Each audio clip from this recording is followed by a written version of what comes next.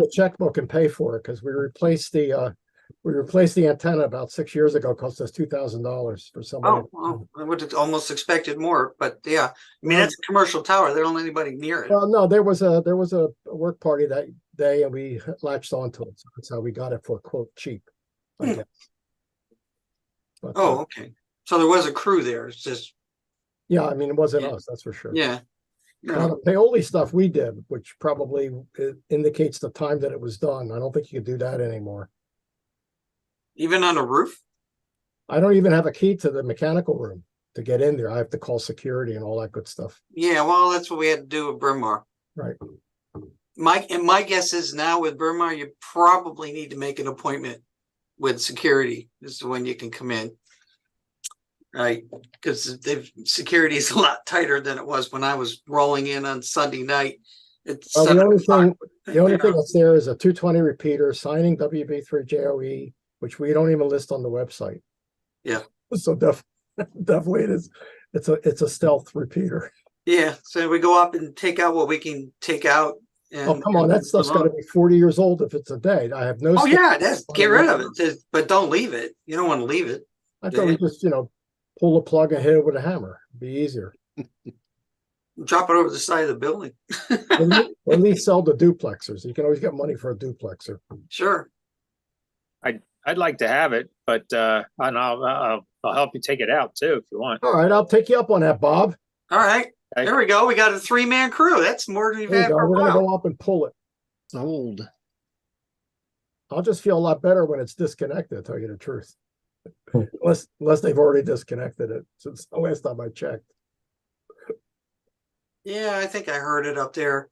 I find myself in Bryn Mawr Hospital way too often, and if I think of it and we don't make a special call, I'll see if I could stop by the security office. At the very least, just pull the plug for now. Yeah, well, yeah. It's sort of an embarrassment. Yeah, I get that. I knew I was going to get embarrassed when the local repeater coordinate committee, ARCC, said that all repeaters are supposed to have PL on it. Well, Bryn Mawr doesn't have any PL on it. So there goes the embarrassment. That repeater was an embarrassment 25, 30 years ago. It really was. All right. Should we get started? Sure. All right. So welcome, everyone. This is the November 2023 meeting of the Mid-Atlantic Amateur Radio Club. This will be the final monthly meeting for 2023, but we do have a couple more things going on in the near future. So as we always do, we'll start with a round of introductions. I'm Jeremy, N2 ZLQ President. So Rich, KB3VZL Vice President. Brian, AA3BK Secretary. Alan, AB3FM. Red, K2HA. Bob, N3 JIZ. And Jeff, WA3RIZ. And Dennis, K3DS. And Jim, W3JNF Public Service.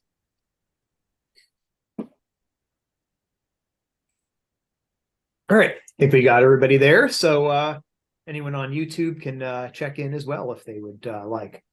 So let's see, starting from the top, I don't have a treasurer's report for this evening, but we are approaching the time for renewals. All memberships roll over at the end of the calendar year. So now's the time to start thinking about re-upping your dues. They're $20 for the year, which is a very good deal. You can send them in by mail. You can find the address on the club website, marc-radio.org. Alternatively, if you're at the holiday party on December 9th, you can also pay in person. So we can do either of those. So let's go a little bit out of order. Maybe we'll start with the holiday party since that's our next thing coming up. Dennis. Yeah. Okay. Well, currently we have, I sent out 2 emails. Hopefully everybody got at least one of them. And currently our head count is 15. So probably early next week, which will be less than a week to go, I'll send out the last call email and we'll see if we can stir up any more activity.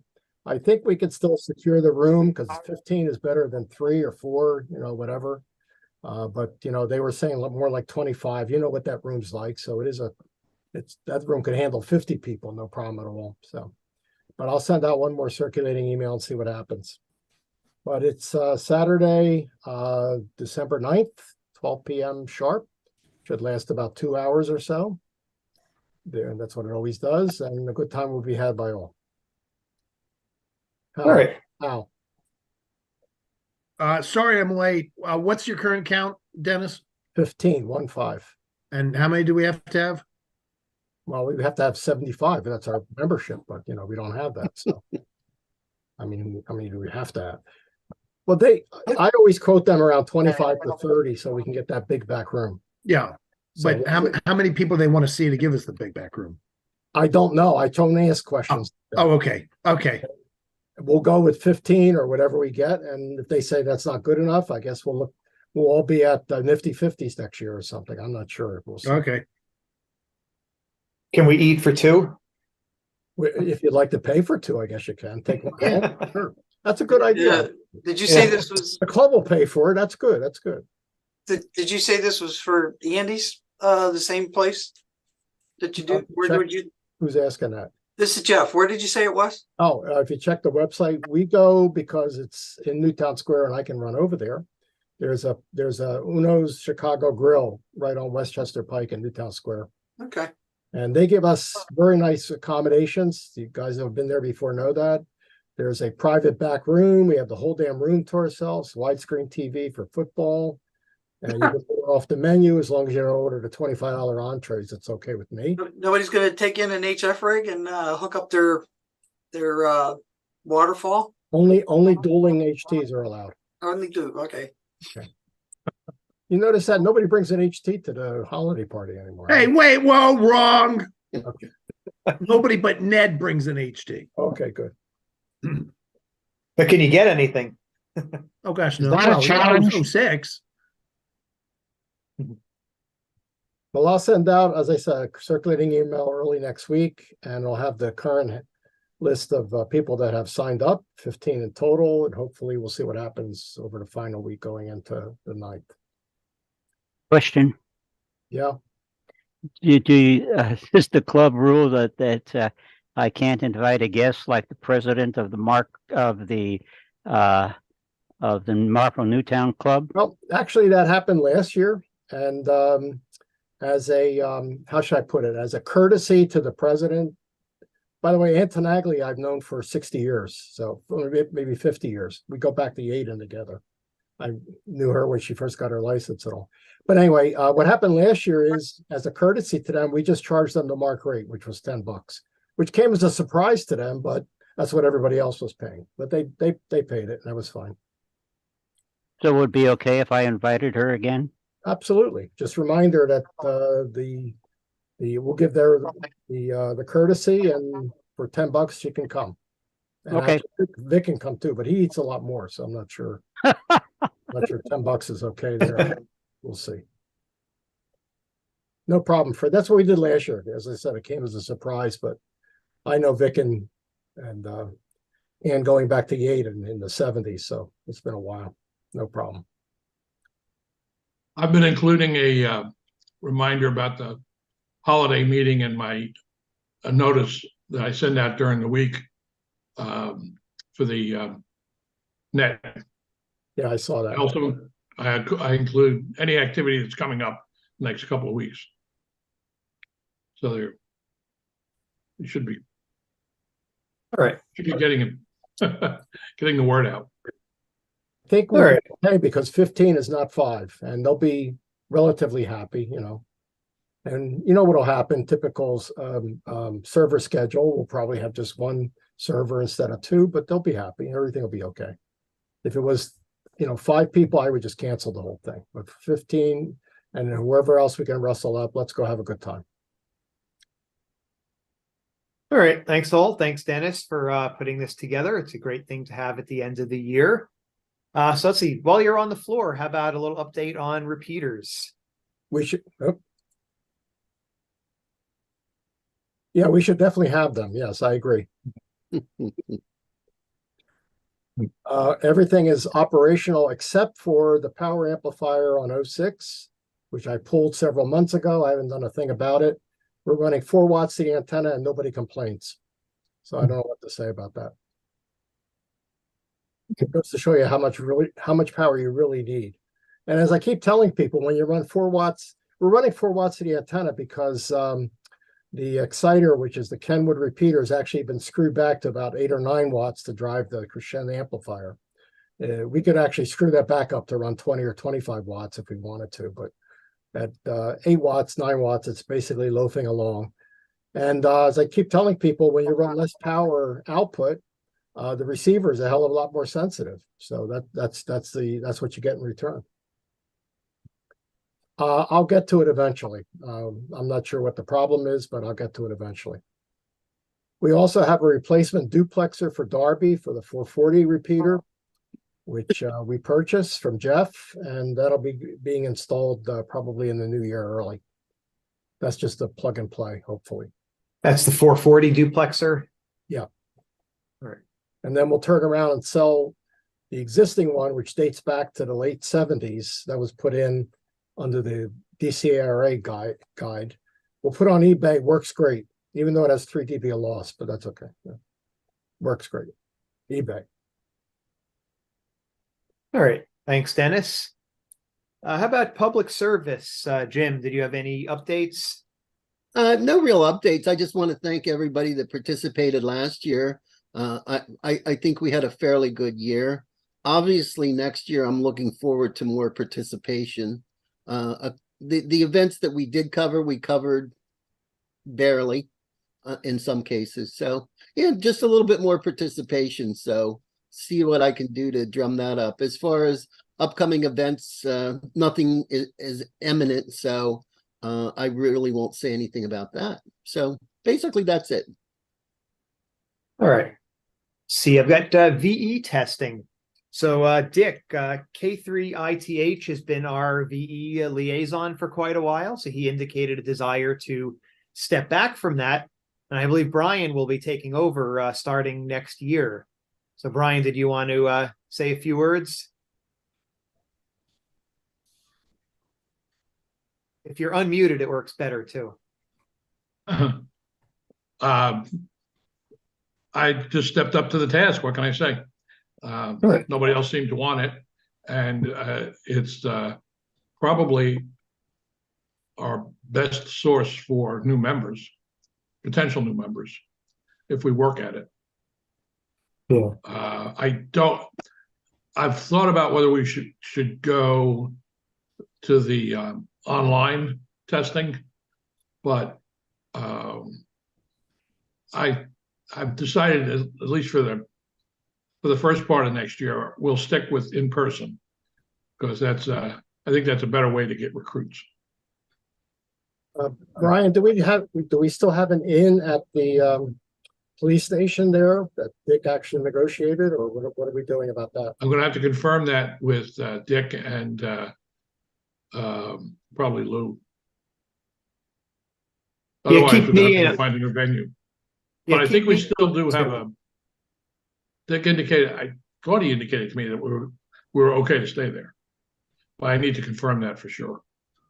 Yeah, we need to confirm the dates. They need a copy of our insurance papers, and there's a couple of forms we have to sign. So there is a little bit that needs to be done, usually in December. Oh, okay. Now, Yeah. Dick didn't tell me that. The first scheduled VE session is February 3rd. Yeah. Now, one thing I noted the league has is it's not online testing, but it's electronic filing, which really cuts down on the paperwork. We should really look into that. And Brian, I'll give you a hand on that if you want. But what it means is everything is done electronically, essentially, and nothing is mailed in, that kind of stuff. Yeah, that I think would be a big benefit, that people would get their licenses a lot faster. I mean, if we could submit Also, they take the test in person, but we submit the information, the results, as it were. Basically as an upload file, yeah. Yeah, that would be a The league, great the idea. league itself has all the information, and I can give you a hand with that. And that means you can turn the crank in a half an hour and everything is done. No paperwork to be done at home, nothing to be mailed in, that kind of stuff. That's the way Philmont does it, and some of those guys are getting their licenses the next day because of that electronic filing. So We should modernize. All right, Brian. So I'm a VE, been for many years, and if I can give you a hand, you could take the lead and I'll walk behind you. All right. Fair enough. Appreciate it. All right, thanks, Brian. I And made Dennis. notes about what you said, and I'll coordinate that first with Dick, and then about the electronic filing, and then the confirmation of the continued use at that facility. Okay. Let's see, what else do I have nets on the list. So our nets take place on Sunday evenings at 8:30. I haven't been able to attend a lot of them recently. Did anyone want to say anything? I've hosted a couple. We usually get about 7 or 8, I would say. Okay. Dennis, you've been NCS a few times. And usually about 7, 8, 9, 10 like that or so. I think we got rid of the Wednesday one because we couldn't get net controls. So I think if we could just somehow scrape up enough people to work Sundays, that would be really great. It ain't that difficult. It only lasts about 20 minutes. So, and if the Eagles aren't playing, there's nothing else to do. So, Yeah, Wednesday's tough for me. I have another commitment on Wednesday nights. Where did all the people go? Not all of them are MARC members, by the way. Yeah. They're on their cell phones.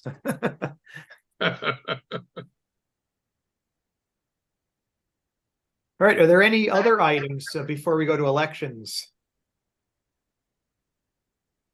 Any other items for the club? I wanted to talk about the Scouts and the Merit Badge program. A couple of emails we got. Maybe we could do that. We don't have to do it during the meeting, but they keep hounding me about paying $25. So I wonder if we have more input of what we're going to do about that. If we're going to do anything. well, there's no way to get around the $25. Do we think that maybe the club should pay the fee? How many radio badge counselors do we need? One. Okay, what about the people that are trying to teach the course? Do they have Well, to- they should be youth protection and clearances. And it's nice to have the merit badge accreditation. So I'm a merit badge counselor, and I don't pay the $25 because I'm a commissioner for the council. So, but we should have more. I mean, the guys that were doing it before, Brian, Dennis, and Jeremy. And Ron also. Oh, and Ron, yes, I forgot about Ron. Yeah, well, we all did the paperwork and my certification is expiring the end of this year. So they started to hound me to send in $25. So whether it's good, bad, or indifferent, I recently wrote back to them and said, I'm sorry, I'm a volunteer and I don't want to pay the $25. Nice knowing you. Yeah. Well, and that's what's going to happen with a lot of people, especially well-qualified people like yourselves. I mean, everybody on this call is well qualified to do the radio merit badge, obviously, but it was a national decision, and unfortunately, they're not backing off. So they need the money. I did I paid the money, and I've done the certification, and I requested that my merit badge status be extended. So yeah, well, at $25, I wasn't going to make a fuss. Well, I think the point is for some people, and what point well taken. I mean, you're volunteering. Why should you have to pay the $25? But it is what it is. Because they're short on money. Well, we're also sending letters out saying contribute to Scouts because we need money. Right. Well, they always need money. Yeah, maybe we can have a discussion maybe at the holiday party and we'll decide what we want to do. And we have a board meeting coming up as well. Well, I mean, I told them don't bother me, but it doesn't mean I can't sign up again, I guess. Come in like the prodigal son and, take the pay the $25. Hat in On the other hand, hand, kiss for the the ring. club, we need what, maybe 4 or 5 people? No, So- you're only You really only need one. Two is great, and four is even better. And there's four of us, five of us almost. So Yeah, because if you have more, you can divide up the work with the blue cards and all of that. correct. It's better. You know, you guys work down in the firehouse, and we work up at the field day site. So Yeah. Well, yeah. In order to sign the card, you have to be a merit badge counselor. right, but like I say, only one person has to sign the card. So, but I think we all. I think should that's still a work in progress for next June, but I don't know whether I just went off the handle here and told them to stuff it, but I was getting tired of getting the emails like every third day. No, Really demanding too, come to think of it. I mean, there wasn't like any apology, you know, we're sorry we have to do this now, you know. Just send in your $25. well, they jacked up the prices to the leaders. A leader used to pay $40. Now he pays $63. So just to be a leader to help with the troops. So You're paying for the privilege. basically that's it. And you know, it seems to be getting worse each year, but you know, I'm still devoted. So anyway, I'll get off my soapbox here. All right. Do you have anything else before we go to elections? I can't wait for the results. This is a real nail biter. All right, Rich, you want to tell us about elections? Okay. The 2024 MARC elections are now history. Of the club membership, we had a 17% voter turnout. Of those, 2 ballots were thrown out because the persons did not put their name or call sign at the bottom of the sheet. So the positions for the next coming year are President Jeremy Carlo, Vice President Richard Russo, Secretary Brian Kelly, Treasurer Lou Rue, Member at Large Mike Mitchell. The Standing Committee Chairpersons, Technical Services Dennis Silage, Public Service Jim Foster, Public Relations is still blank. And as a last-minute write-in by himself, Jeremy has taken the position of Program Chair. So those are the results of our election.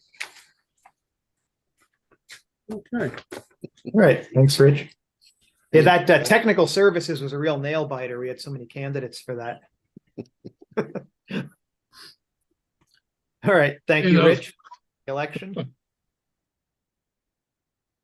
All right, so I think with that, we have club business completed. So thanking all people who served in offices for this year, and congratulations to all those who'll be serving again next year. So with that, we'll get to our main presentation for this evening. This is one I've been looking forward to for a while, hearing from someone who actually knows something about this rather than kind of at the level of answering multiple choice questions, which is about where I am. So this will be about recent changes to the FCC RF safety requirements. And our speaker will be our very own Dennis Silage, K3DS. You're muted.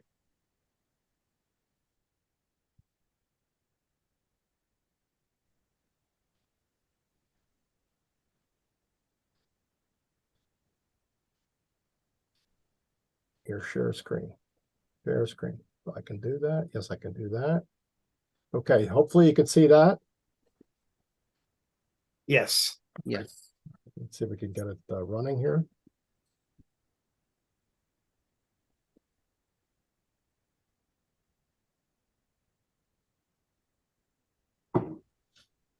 Come on, PowerPoint.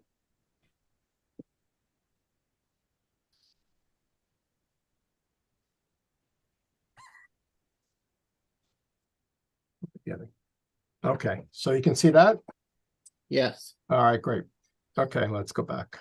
We already did. So the title of the talk is Recent Changes to the FCC RF Safety Qualification for Amateur Radio Stations. I was almost going to entitled this, "You probably didn't know you were supposed to do this," because this seems to be something that hasn't really appeared on anybody's radar, although there have been plenty of warning signs in recent memory. So we'll see how that goes. So RF safety qualification is nothing new. The FCC has required that the so-called maximum permissible exposure, MPE, for amateur radio stations be assessed since 1998. We're not talking about a decade ago. We're talking about a couple of decades ago. And in case you don't recognize that, the FCC added a certification statement to Form 605, which is the short form, and Form 610, that had to be affirmed by every amateur radio licensee who was issued a license, renewed their license, or even changed their station address. So certainly since 1998, you already did this. And if you look back at the certify that, the very last one, it says, I have read and will comply with the appropriate section of the commission rules regarding radio frequency, radiation safety, and the amateur service, as according to the appropriate bulletin the FCC put out. So certainly you attested that, whether you thought you did or didn't. Now, due to the 10-year license period, by 2008 then, every licensed radio amateur in the U.S. had certified that they would comply with the FCC rules for RF safety. And generally, I guess we just sort of did that out of hand. However, at that time, a provision of the rules, which are called categorical exceptions, made it possible for some to avoid evaluating their stations at all. And I think generally I'll leave that up to your personal cognizance about how you did that. So in the old rules, there were numerous exemptions from the requirement based on the frequency of operation, the power level, and the type of operating being done. So for example, mobile and handheld portable transmitters were exempt from the need to evaluate, as were most repeater stations. I want to show you this particular article, which is actually available online. It's QST September 2021, and I'll point you to the ARL website where these pertinent materials are available. Whether you're a league member or not, you can download all this material. So the first article came out in 2021, which is basically talking about these charges that have been changed, the changes that have been made to the FCC regulations, and that's what we'll be talking about to begin with. So the FCC announced new rules for allowable exposure to RF energy in May 2021. It took the league until, with the publishing cycle, to September of 2021 to put out the first article. One of the biggest changes were that the prior exemptions to the rules from 1997 had been removed. Stations were then given until May 2023 to evaluate and comply with the limits of exposure. I hope you noticed that this is November of 2023. So the grace period has already expired. These specific exemptions were replaced in the new rules with simple formula-based methods for determining whether a particular station needs to be evaluated. So the exemptions are now gone. Everybody has to evaluate their situation. Even if your station was exempt from evaluation on the old rules, and I've heard a lot of people say that, you will still need to assess your station to determine whether or not it needs to be evaluated under the new rules to be in compliance. So let's see what that's going to look like. When you complete your evaluation, you have fulfilled the rules requirement. Unless specifically requested by the FCC, you are not required to submit any paperwork to them. However, it's a pretty good idea for you to keep a copy of the evaluations in your station records because you may be asked to show it at some point, especially if there are complaints. Now, to perform an evaluation, you're going to have to compare the power density and field strength of your antenna to the limits in the FCC rules. So in the this particular article, the September 2021 article, I'll refer you to Table 2. This shows us the limits of the amount of RF exposure that can occur from the operation of any transmitter in the radio service. And this is not just for amateur radio applications, it's for any radio service. So based upon frequencies, these are different ranges, 0.3 to 3, 3 to 30, typical HF, 30 to 300, typical VHF, 300 to 1500, typical but a little extended UHF, etc. And these formulas are given in terms of electric field strength, magnetic field strength, and power density. Probably power density is the one that we're most familiar with, milliwatts per square centimeter. That's the so-called absorption capabilities of the body or whatever. Now you'll notice a few of them are given as functions of frequencies, and some of them are actually given as absolute limits. There are two categories, as we'll see. One is for controlled exposure, and one is for uncontrolled exposure. Slightly different values, if you will. Now, exposure must meet all three limits: power density, electric field, and magnetic field strength. So lots of luck trying to do that. The limits are for exposure, then averaged over 30 minutes, for uncontrolled, and for 6 minutes for controlled. Uncontrolled basically is a defined population, as we'll see, and controlled is another defined population, as we'll see. Now, to attain the average exposure, evaluation should determine the average power of the transmitter using mode duty factors and the on-off duty cycle of the transmitter over the averaging period in order to do these calculations and compare them to the table. Well, to me, this seems to be incomprehensible and a hell of a lot of work. And incomprehensible is not able to be understood, not intelligible. And I don't think it's not capable of being understood. It's just maybe not very intelligible, especially when they framed it in terms of physics parameters like electric field strength, magnetic field strength, and power density. So let's see what's actually has happened. Thankfully, the ARL has simplified this assessment with an RF exposure calculator, and you don't even need to be a member to use it, which I think is another good example of the league trying its best to represent us for our basic good, especially when it comes to representing us to the FCC, et cetera. So you don't have to be a member to use it. You can go directly to arl.org/rf-exposure-calculator, and this sheet will come up, and I'm going to show you how to use it. So you should be able to do the evaluation in about 10 minutes for normal station for all the different configurations you might want to consider. Just keep a copy of it. Okay, the calculator will do the work for you. It will take your average power, the frequency you're using, your antenna gain, and your operating mode. And all we'll do is fill in these little boxes here called parameters. So enter your parameters into the online calculator, which looks like this. We're going to do power at the antenna, and there's a little link here called Need Help with this, and I'll show you what that does. You click on that and you get some help. The mode duty cycles are actually a pull-down list, and we'll go through those to take a look at them. And then the transmit duty cycle, you could sort of guesstimate what you think might be your worst-case situation for the different modes of operation. That's sort of up to your own cognizance to do that, transmitting for so many minutes at a time, and then receiving for so many minutes at a time and repeating. We'll need to know the antenna gain in dB reference to isotropic, and another nice link if you need help with this. We'll take a look at that.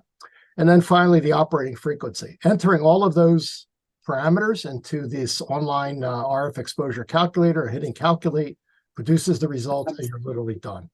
So I think they've really gone out of their way to try to make this process as seamless and as less nerve-wracking as possible. So let's look at each one of the categories. Power at the antenna. This is the transmitter power minus feed line losses. You're allowed to take a slight deduction for that, of course. And at VHF, UHF frequencies, the feed line loss can result in significantly less power applied to the antenna compared to the transmit power. So that's our first box that we have to take a look at, power at the antenna. So you can use a coax loss calculator, or you can be conservative and enter the transmitter output power. So if you put the transmitter output power, that's the worst case. But if you want to be a little bit more dramatic about it, you can run a coax loss calculator, which is actually linked under where it says need help with this. So when we do that, it points to another website, which turns out to be a pretty good calculator because you could specify maybe about 40 different coax types.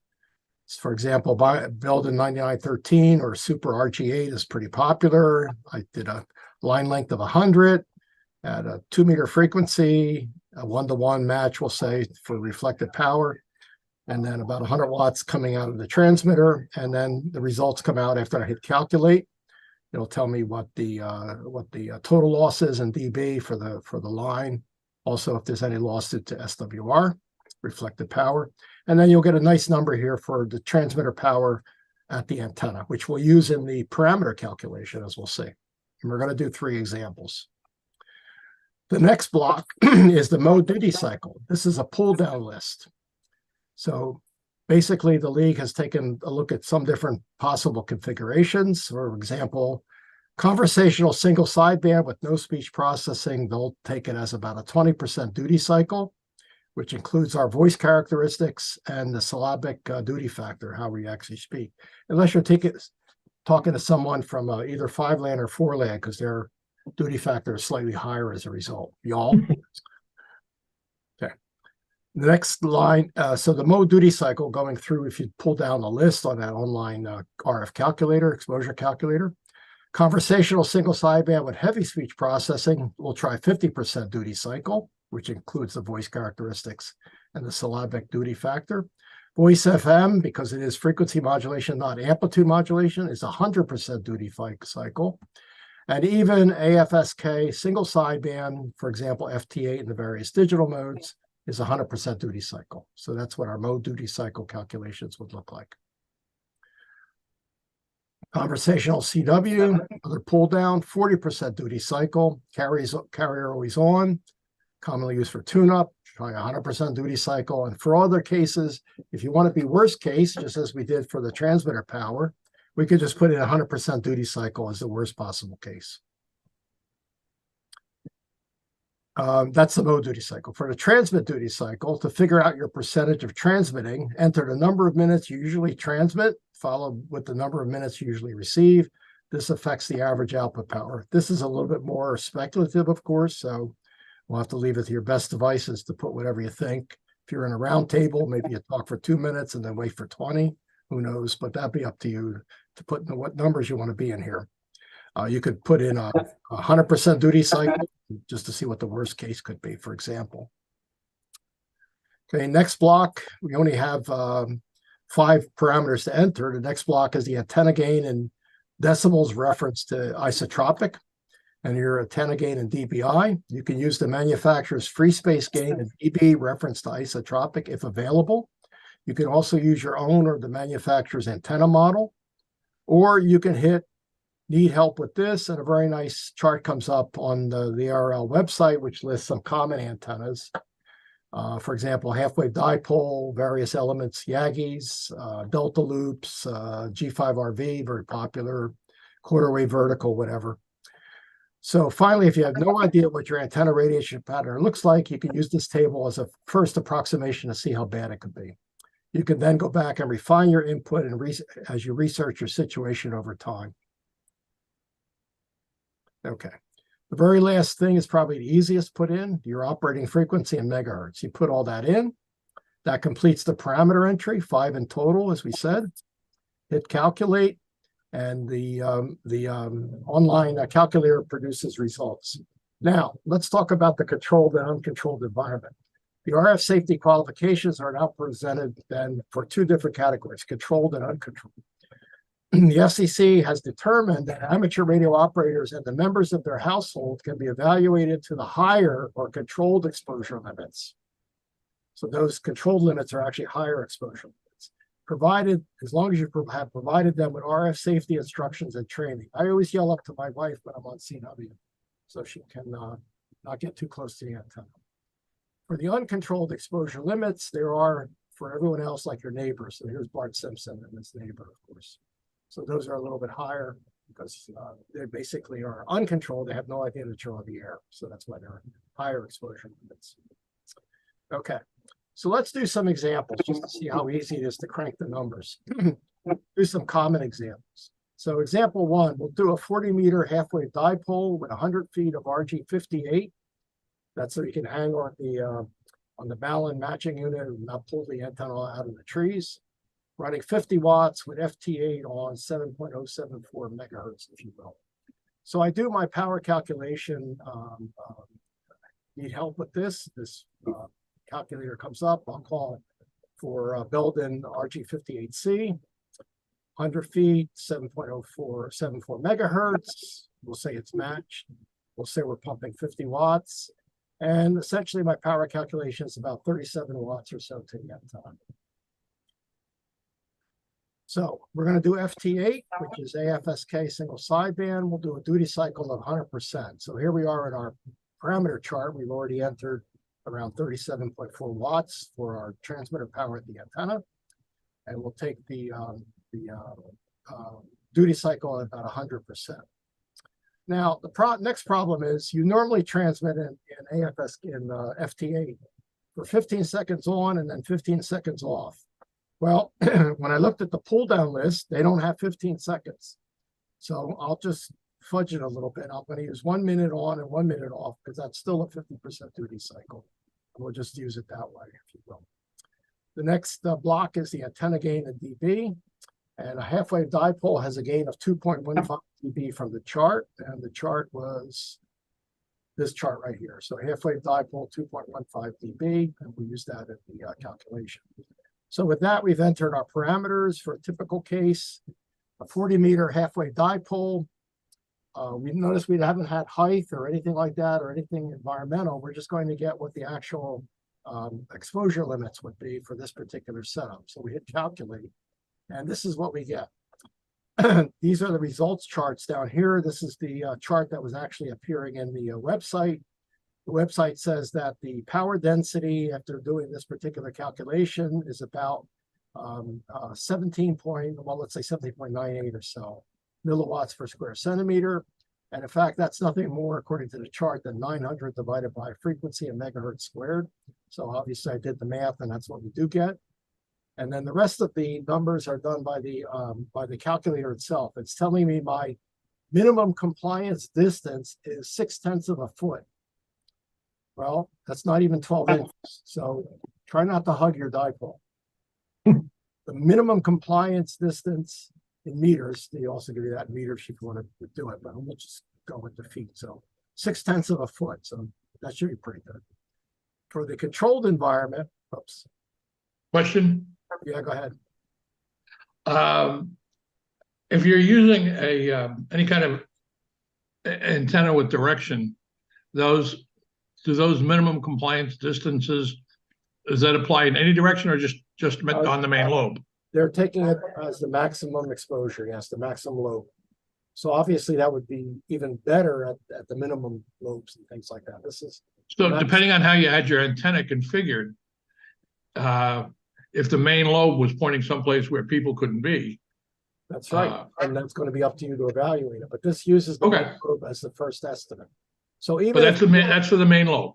That's what I was. If the main lobe was fired right at you, you still have to be 0.6 of a foot away before they're being. That's not too hard. Not too hard so far. For the uncontrolled environment, that's your neighbor. They have to be 1.36 feet away. So not even 2 feet away. Either you're living in one of those new townhouses that they're building all over the place, you know, where the guy's going to be on the next wall behind you or something. But 1.36 feet is pretty good, right? So for 40-meter dipole running around 50 watts, not a particular problem. Okay. So these results indicate that there's no problem with an example of a 40-meter half-wave dipole with 100 feet coax running 50 watts on FT8 on 7.074 megahertz. Compliance distance is great, even at the worst case, is about 1.3 feet, less than 2 feet. So I think we're all very happy about that. Okay, let's do another one. Let's go up the line a little. For example, 2, let's do a 10-meter 3-element Yagi with 100 feet of RG8 this time, running 100 watts on CW, trying to get some DX contacts on 28.5 megahertz. Do the same power calculation. That's kind of a neat website to hold on to, that link anyway, because it does do the power calculation for you based upon your coax or whatever. And we come up with about 85, 86 watts or so at the power to the antenna for a 3-element Yagi running 100 watts on 10 meters. Okay, so conversational CW duty cycle of about 40%. That's what they say. You might transmit for, say, 2 minutes on and 2 minutes off. It all depends. The 3-element Yagi has a gain of a whopping 8.1 dB from the charts, and certainly up from a dipole. So I'm sticking in those particular parameters again, just as we've described there, with the operating frequency as the final entry, hitting calculate. We come up with a minimum compliance distance for the controlled environment of about less than 6 feet. So again, if you have your, I guess if you have your Yagi on the roof, that could be a problem if it's going to be less than 6 feet away. Worst case scenario, that's the controlled environment, about 6 feet. And for your neighbors, it's starting to get up a little bit. It's more like about 11, less than 12 feet or so. So again, if you're in a townhouse and put up a three element 10-meter beam, they'll probably complain more about the beam than the RF exposure, but it'll be about 12 feet away. Okay. Okay, so those are two fairly standard examples. Can I break the bank? Yes, you can break the bank. Let's do example 3. However, another example that operates at UHF now with high power produces much worse results. So let's do a UHF example. Let's do a 10 element Yagi with 100 feet of very good LMR 600 coax running 500 watts CW on 432.1 weak signal work. Even with LMR 600, 500 watts transmitted, we still only get about 340 watts or so at the antenna, but that's a fairly good hulking signal for sure. Okay, conversational CW has a duty cycle of about 40%. Remember, all these things are available on pull downs with the need help with here, giving you an extra chart to look at. So it's all very straightforward to do. You might transmit 2 minutes on and 2 minutes off again if you want. You could try any kind of combination you want. But the 10 element Yagi has a 15.1 dB gain from the chart. So we'll stick all those things in. Anybody want to predict what's going to happen? No predictions. Here's what happens. The minimum compliance distance is 25 feet. So now you're starting to talk real rubber hits the road here a little bit. The minimum compliance distance is 25 feet or so at this particular power level. And that's almost, characteristic of what you might find with a pole or a tower in the backyard or so, especially running 500 watts on UHF. And for your uncontrolled environment, for your neighbor, try 50 feet. That's easily broken, of course. And that's, again, it would be somewhat of concern. So if those are the problems, those are things that have to be adjudicated properly in order to be in compliance. So certainly example 3 is a worst case calculation. And I would offer that as probably something that's really an outlier, but certainly something to consider that can happen. Okay, so the calculated results for UHF means that we have to be about 52 feet away. And for the uncontrolled environment as the worst case, if you will, that's what we came up with, and 25 feet for the controlled environment. Now the problem is that we have to consider geometry, and Brian brought this up about lobes and all that. This is all just a worst case analysis. What the lobe looks like underneath the Yagi is somewhat problematic, to say the least. But again, for worst case analysis, we have to just figure out the trigonometric distance. We'll say if you're sitting on the first floor, maybe that's a little bit longer, like distance C. And if you're on the second floor, like your neighbor or whatever, that could be distance C prime. So in order to be in compliance, you would have to at least try to have this worked out. It's what the distances might be. Again, this is probably a much worse case situation, but that's what we're doing for trying to make sure that we're doing the worst case analysis for compliance. But in order to do that, antenna height, nearest point of the person being exposed, and the horizontal distance between the antenna and exposure point, define our compliance distance. Now, that's the backstory, and that exposure calculator has actually been up on the ARL website for 2 years. So in May of 2023, the 2-year grace period went away, and the FCC also tacked something else on, which requires positive access control, which becomes the responsibility of all affected radio amateurs under the new rules. So if you have something that's not in compliance, you're going to have to affect positive access control. We'll talk about that in a second. So the ARL then reiterated these new rules at the end of the 2-year transition in May 2023, and that's what they basically produced another reiteration of it.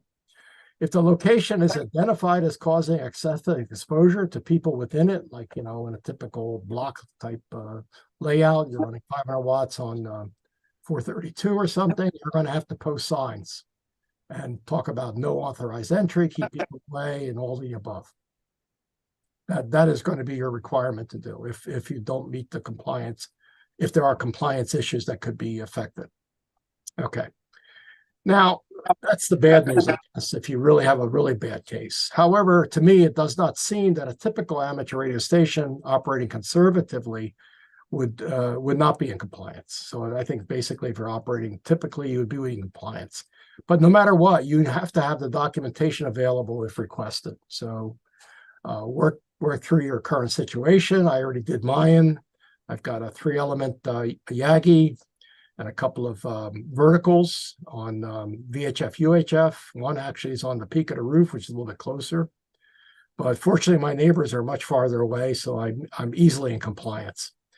So the two issues that you might want to read are the September 2021 QST and the May 2023 QST. Here are the cover pages of those two pages. They're available, as I said. You don't have to be a league member. You can actually download them and read them at your leisure. So I highly suggest that you do that, because I think the league has gone out of its way to make this onerous task somewhat easy to do.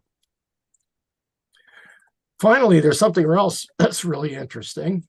There's a free book from the ARL on RF exposure and other technical information. The book is 316 pages and it's free. It was published in 1991, so I guess they can give it away since they have the copyright. So here is the URL if you want to download it, or in these articles you'll find the same URL which points to this. And I would recommend it. It's a free book, 316 pages. It does talk about all kinds of situations in which you have RF exposure. And again, it was written in 1991 by Ed Hare, actually, W1RFI. So that's it. That's the presentation. Are there any questions? That was really good. Actually, while you were doing this, I just ran some calculations for my satellite setup. It actually wasn't as bad as I thought. So apparently when I'm transmitting 50 watts into the Yagi, you can be within 1.4 to 1.8 meters directly downstream. I obviously wouldn't allow anyone that close. Well, those are your compliance requirements, yes. Yeah. You're aware of them anyway. Yeah, so when I'm running it, I make sure no one's standing front-wise. Now, behind it, we're closer, but hopefully you're in one of the lobes there, one of the smaller Well, again, lobes. as Brian said, this calculation doesn't consider patterns or lobes. It takes the gain of the antenna, assuming that it's omnidirectional. It's pointing anywhere. So again, you can use your own judgment about that, because obviously with the reflector, it's not going to be as bad off the back. That's for Yeah. sure. Yeah, if you're behind it. I mean, I'm probably a meter away from it because I try to stay a little bit further back. I have an extender. Don't they have any of those sensitive calorimeters in the physics lab at Villanova? That's how you measure. I just stick a hot dog in front of the antenna and it gets hot. Just to get one of those HP calorimeters that are like 80 years old. If the hot dog cooks, You actually measure it by measuring the increase in specific heat absorption. I don't think they use water though, but that's how the calorimeter works. Okay. Yeah. Any other questions? And then you have lunch afterwards. Yeah, you have lunch after.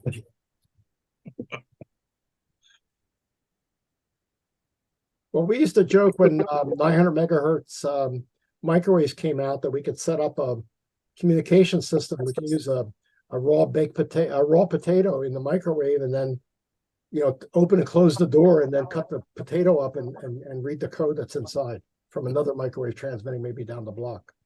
You have to be there for the joke. All right. Well, thanks a lot. Appreciate it. Thank you, Dennis. That was very helpful. We'll post it on the website also for some other people that couldn't make this presentation. Yeah, this is good. Yes. All right. See everybody at the holiday meeting, I guess. Okay, sounds good. Thanks, Dennis. All righty. Thank you. All right. Thank And, you. Bob, you still here? Did you go? Very good. Bob Palin? And 3GIZ, just WA3RIZ. You actually look like you're sleeping, Bob. He is. All right. I think we'll close out the meeting. I will All right. close down.